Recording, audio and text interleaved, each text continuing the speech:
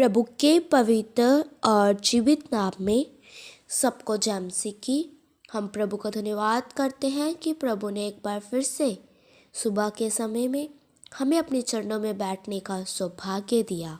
हम प्रभु का धन्यवाद करते हैं कि प्रभु ने हमें अब तक अपने हाथों में लेकर संभाला है ताकि हम उसके नाम को ऊंचा कर सके। हमारे द्वारा उस महान परमेश्वर की महिमा ने प्रकट होना है। प्रभु स्वयं हमें अपने हाथों में लेकर इस्तेमाल करेगा, इसलिए हमें उस महान भय योग्य परमेश्वर का हृदय की गहराई से प्रतिदिन धन्यवाद करना चाहिए।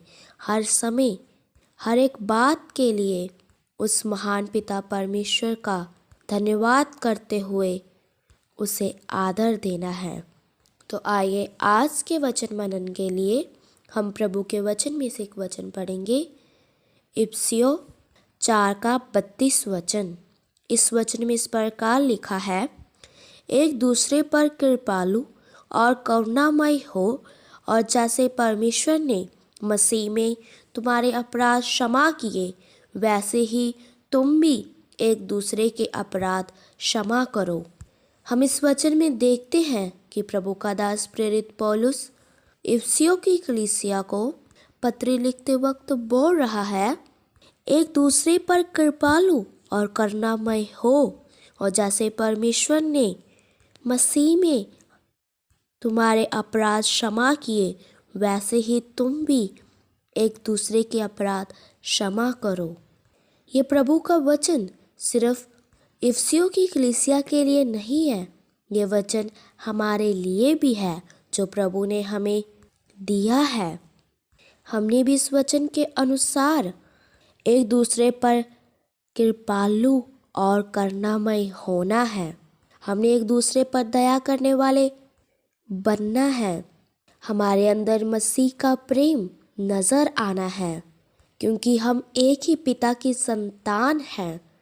हमारा पिता एक है जो स्वर्ग में है, और वह अपने संतान को, अपने बेटे बेटियों को स्वर्ग में से देख रहा है कि मेरे बेटे, मेरे लोग इस संसार में रहकर क्या क्या कर रहे हैं। इसलिए हमने एक दूसरे पर कृपालु और करुणामय होकर एक दूसरे की भलाई करनी है। हमने अपने आप को अधीन करते हुए, अपने आप को छोटा करते हुए एक दूसरे पर कृपा करने वाले बनना है। और जैसे मसीह में परमेश्वर ने हमारे अपराध क्षमा किए हैं, वैसे ही हमने भी एक दूसरे के अपराध क्षमा करना है, क्योंकि प्रभु का वचन हमें यही बता रहा है। हम सब विश्वासी बहन भाई हैं। अगर कलीसिया में किसी एक व्यक्ति से अपराध हो जाता है, अनजाने अनजाने में उससे कोई गलती या कोई पाप हो जाता है, तो हमें उसको क्षमा करना चाहिए, क्योंकि पिता परमेश्वर ने ही हमें ये बात सिखाई है। उसने हमारे सबके अपराधों को, हमारे सबके पापों को क्षमा किया है। वो क्षमा करने वाला पिता परमेश्वर है। हमने भी उसी प्रकार एक दूसरे को क्षमा करने वाले बनना है। अगर कलीसिया में हमें किसी के अपराध या पाप के बारे में पता चल जाता है, तो हमने उस पाप को, उस अपराध को किसी और को नहीं बताना, बल्कि जिसने वह पाप किया है, जिसने वह अपराध किया है, उसके लिए परमेश्वर से प्रार्थना करनी है, ताकि परमेश्वर उसकी समझ बुद्धि को खोल दे और वह आगे से पाप ना करे। हमने एक दूसरे के लिए प्रार्थना करने वाले भी बनना है। जब हम एक दूसरे के लिए प्रार्थना करते हैं, तो परमेश्वर अपना अभिषेक एक एक को देता है। हमारा जीवन प्रतिदिन इस वचन के अनुसार बनते जाना है। हमने मसीह की दिल डोल तक पहुंचना है और एक दूसरे के साथ प्रेम के साथ बर्ताव करना है। परमेश्वर का भय अगर हम में होगा तो ही हम एक दूसरे से परमेश्वर के भय के साथ प्रेम करेंगे, एक दूसरे के अधीन रहकर एक दूसरे को अपने से अच्छा ही समझेंगे। इसलिए हमने अपने आप को बड़ा नहीं करना, बल्कि अपने मन में परमेश्वर का भय रखते हुए, अपने जीवन में परमेश्वर का भय रखते हुए अपने अंदर प्रेम की भावना को प्रकट करना है।